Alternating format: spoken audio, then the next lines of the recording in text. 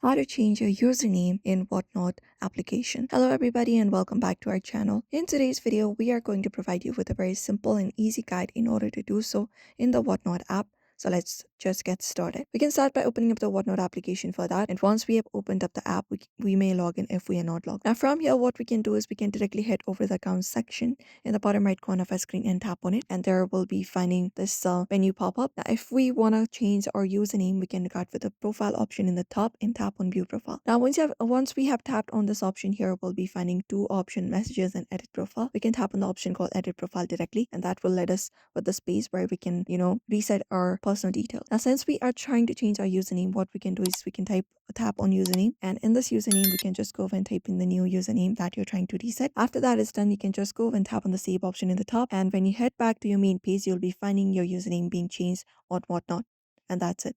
Now the people will be able to see this as your username, the new one, and that's it. Usually this is the method you can follow up if you want to reset your username in Whatnot application, which is super easy. So we hope this video was helpful. Give this video a like and subscribe for more tips and tutorials.